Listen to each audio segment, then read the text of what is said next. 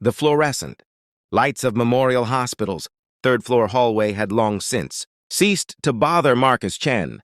After 12 years of pushing a mop bucket across these same linoleum tiles, the harsh glow had become as familiar as sunrise.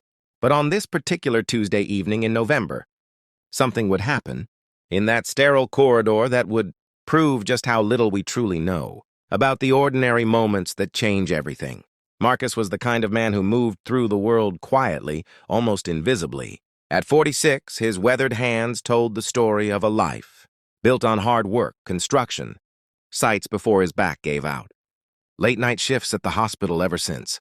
But his eyes, warm and crinkled at the corners, revealed something else entirely. A deep reservoir of kindness that his 8-year-old daughter, Lily, seemed to have inherited in full measure. "Papa, can I help?" Lily's voice echoed softly down the hallway. It was one of those evenings when Marcus's neighbor couldn't watch her, so she sat cross-legged against the wall, her homework spread around her like a paper garden. She'd asked this same question 100 times before, always met with the same gentle refusal. Children didn't belong behind a mop bucket, Marcus believed. They belonged in classrooms, in parks, in futures brighter than their parents' presents. "You help by doing your multiplication tables, pequeña," he said, his voice carrying traces of his late wife's Spanish endearments. Maria had been gone 3 years now, taken by cancer that moved faster than any treatment could chase. The medical bills still came, still squeezed their small apartment budget until pennies screamed. But Marcus never complained. Complaining, he'd learned, didn't change circumstances. Only work did. Only love did. Room 347 had been occupied for 6 months by a woman named Catherine Hartwell, though Marcus only knew this from the name placard outside her door.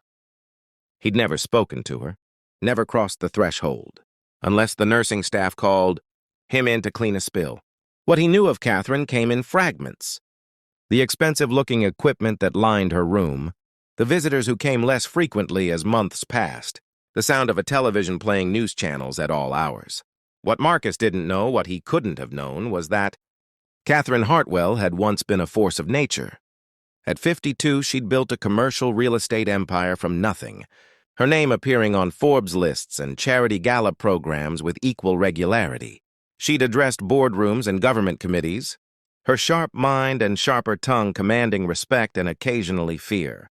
And then, one morning while hiking in Vermont, a freak fall had severed her spinal cord at C5, stealing movement from her shoulders, down and leaving her, dependent on machines to breathe, through the night.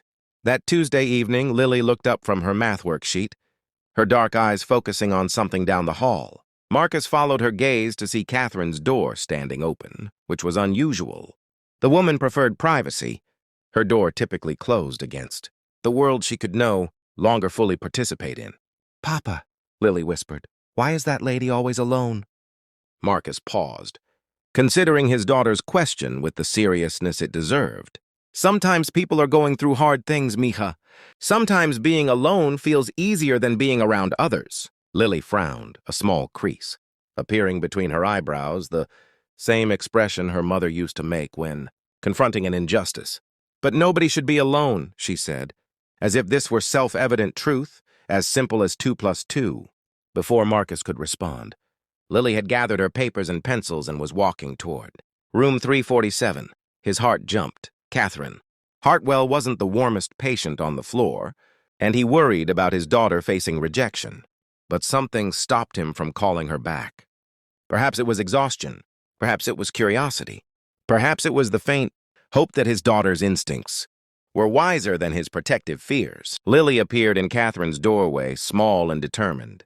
Inside, Catherine lay in her motorized bed, her body motionless beneath crisp white sheets, her eyes fixed on a muted television screen, displaying stock market numbers that no longer meant what they once had. "Excuse me," Lily said politely, the way Marcus had taught her to address adults. "Can I do my homework in here?" "The hall is kind of echoey." Catherine's eyes shifted toward the door, her expression unreadable. For a long moment, she said nothing, and Marcus tensed, ready to apologize, to usher his daughter away. But then Catherine's voice emerged, hoarse from disuse. "I suppose that would be acceptable." Lily settled herself in the chair beside Catherine's bed, spreading out her papers with the careful concentration of childhood. Marcus returned to his cleaning, though he kept glancing toward room 347, watching this strange tableau develop. For 20 minutes, there was silence except for Lily's pencil scratching against paper and the rhythmic beep of Catherine's monitors. Then Lily spoke. "I'm not very good at multiplication. My teacher says I need to practice more, but it's hard to remember all the numbers. 7 times 8 is 56, Catherine said automatically, her voice carrying echoes of boardroom authority. 7 times 9 is 63. You're working on the sevens? How did you know? Lily's eyes widened with genuine wonder. I can see your paper. A pause. Barely. The 7 times tables are difficult. They don't follow patterns as clearly as the others. What happened next would replay in Marcus's memory for years afterward. Lily, with the unfiltered directness of childhood, asked the question that had been on her mind since adults had been tiptoeing around this topic for months, offering Catherine pitying looks and carefully neutral comments. But Lily asked with simple, genuine curiosity, the way she might ask why the sky was blue or where birds went in winter. Catherine's jaw tightened. Marcus moved closer, ready to intervene. But then something shifted in Catherine's face. Some wall cracking just enough to let truth leak through. I fell off a mountain, Catherine said. And I broke my neck. Now my brain can't talk to my body anymore. Does it hurt? Lily asked. Sometimes, but not the way you'd think. Catherine's eyes had left the television, focused now on this small girl with the serious questions. Sometimes it hurts more here. She made the slightest movement with her chin, indicating her chest. In the feelings place. Lily nodded as if this made perfect sense. My mama died, she said matter-of-factly. That hurts in the feelings place, too. Papa says it gets softer, but it never goes all the way away. Something changed in room 347 that evening. Marcus couldn't pinpoint the exact moment, but he felt it the way you feel a season turning. Catherine began asking about Lily's homework. Lily began chattering about her day, her teacher, the stray cat that lived behind their apartment building, and Catherine, this woman who'd barely spoken to her nurses, beyond medical necessities, listened. The next Tuesday, Lily asked if she could do her homework in room 347 again, and the Tuesday after that, it became their routine. Marcus would clean, Lily would study, and Catherine would help with multiplication tables, then reading comprehension, then vocabulary words. Slowly, conversation expanded beyond academics. Catherine told stories about her business travels, about Mumbai and Melbourne and places Lily had only seen in her classroom's world map. Lily talked about her dreams of becoming a veterinarian, about the science fair project she was planning, about how Papa worked 2 jobs now, but still came to every parent-teacher conference. Marcus noticed changes in Catherine, too. Her room's blinds opened more frequently, letting in afternoon light. Her television stayed off during their visits. Once, he heard her laugh. A rusty, unpracticed sound, but genuine. 3 months into their Tuesday routine, Catherine asked Lily a question. What do you want to be when you grow up?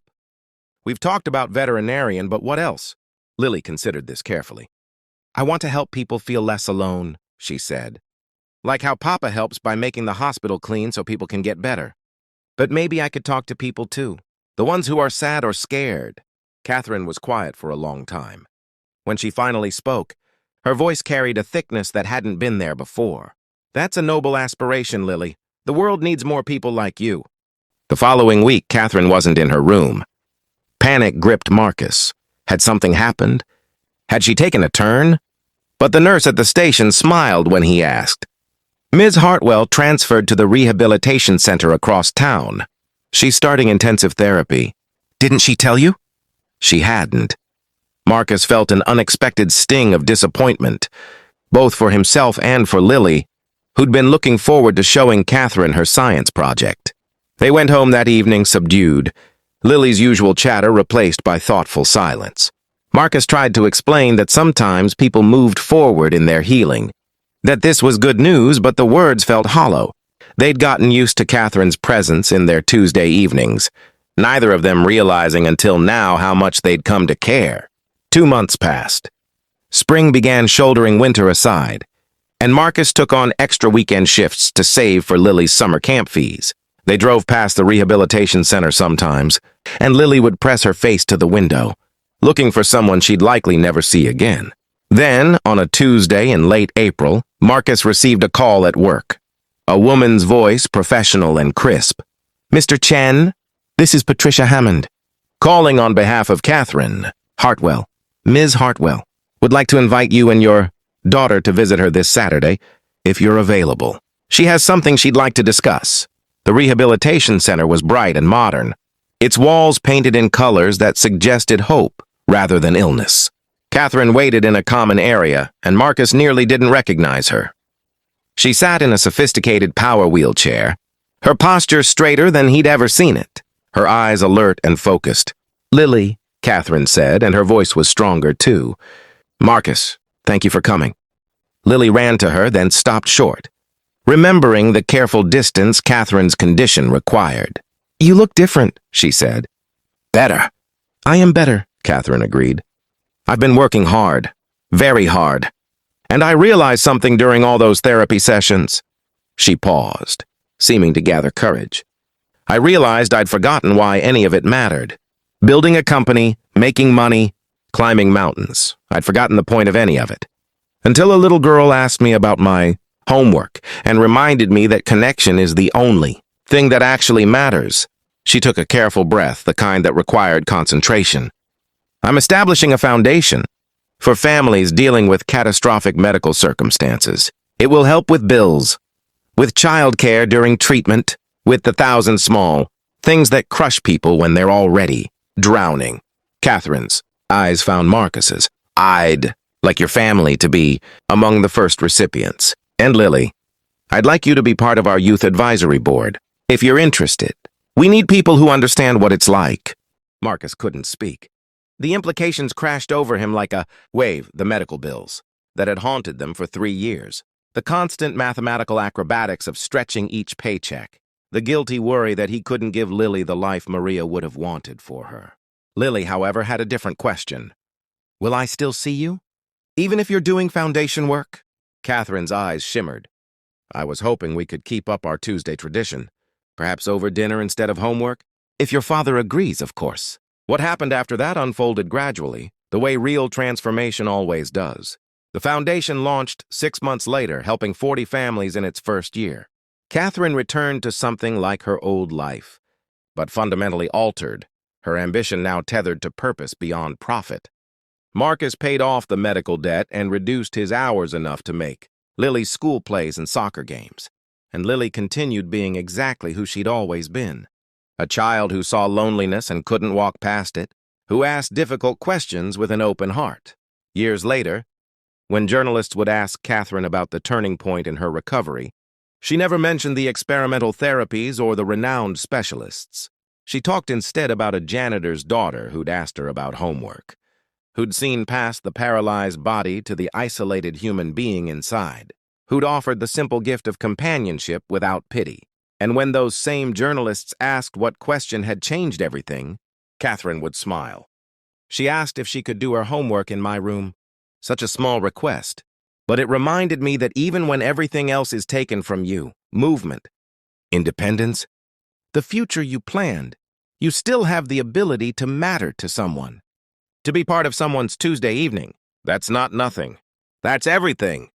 Marcus kept cleaning floors at Memorial Hospital, but he walked those hallways differently now, understanding that his daughter had taught him something profound.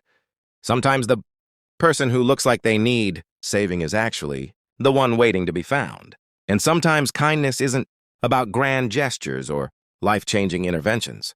Sometimes it's just about showing up, pulling up a chair and asking if you can stay,